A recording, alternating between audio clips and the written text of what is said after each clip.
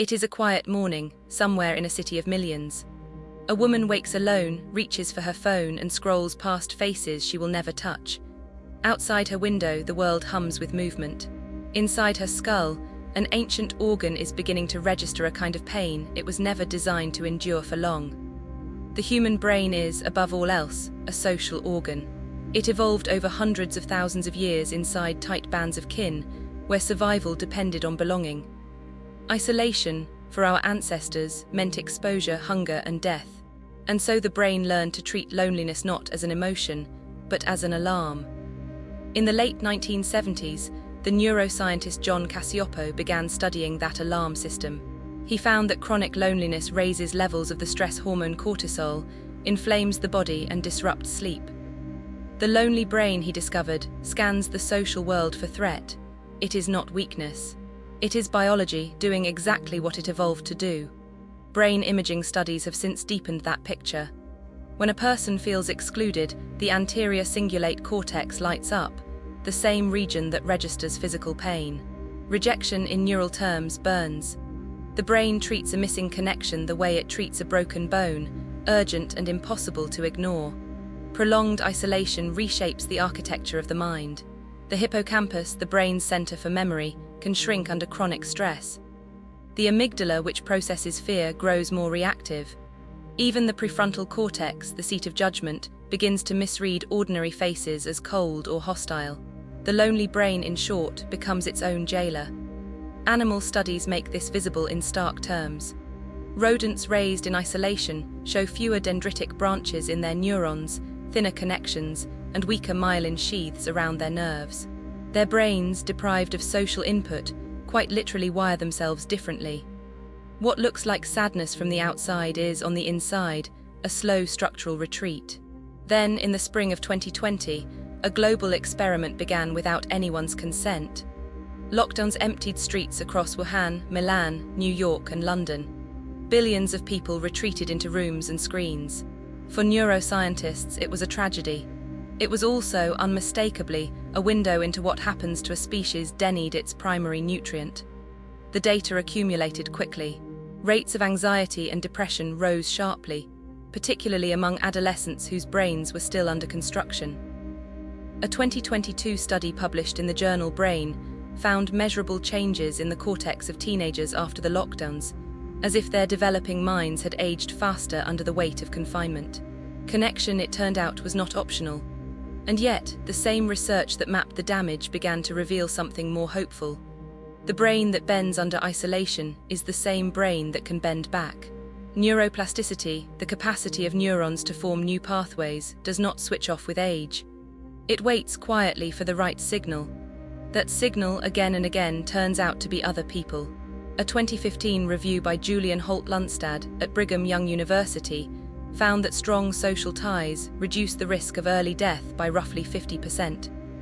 Friendship, in that sense, is not a luxury. It is medicine, dosed in conversations, embraces, and shared meals. Inside the brain, reconnection triggers a quiet chemistry. Oxytocin, released through touch and trust, calms the amygdala. Dopamine, sparked by anticipation of company, lifts motivation. Serotonin stabilizes mood. The neurochemistry of belonging is not metaphorical. It is a measurable shift, observable in blood and in scans. Researchers at the Max Planck Institute have shown that even brief, focused social training can change the brain. In one study, participants practiced compassion and perspective-taking for several months.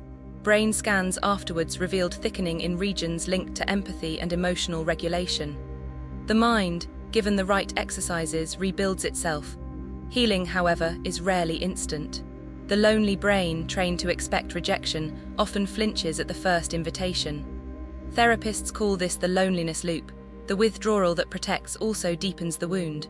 Breaking it requires small, repeated acts. A phone call returned, a door held open, a nod across a crowded room. Communities matter as much as individuals. In the Italian village of Roseto, Pennsylvania, mid-20th century researchers were stunned to find unusually low rates of heart disease. The diet was not exceptional. The exercise was not extraordinary. What distinguished Roseto was its dense fabric of family, faith, and shared evenings on the front porch. The so-called Rosedow effect became a touchstone for social epidemiology.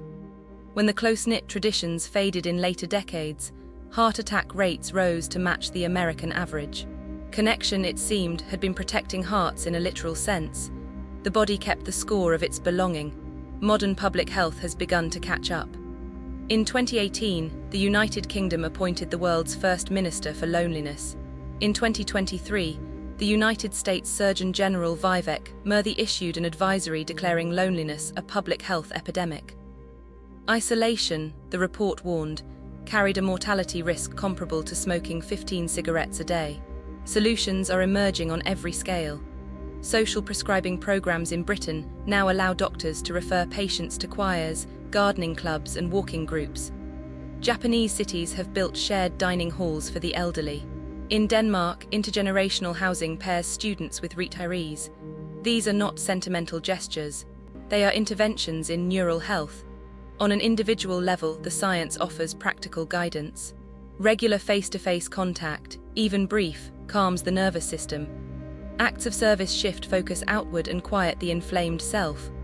Sleep, exercise, and time in nature restore the conditions under which the social brain thrives. Healing, it turns out, is built from ordinary days. What emerges from this research is a quietly radical idea. The brain is not a solitary machine but a relational one, shaped at every moment by the company it keeps. To rewire connection is not merely to feel better. It is to restore the organ to the conditions under which it became human in the first place. Somewhere, the woman who began this story sets down her phone. She walks outside into a street of strangers and meets the eyes of one. A small circuit fires. A door, long closed, begins to open.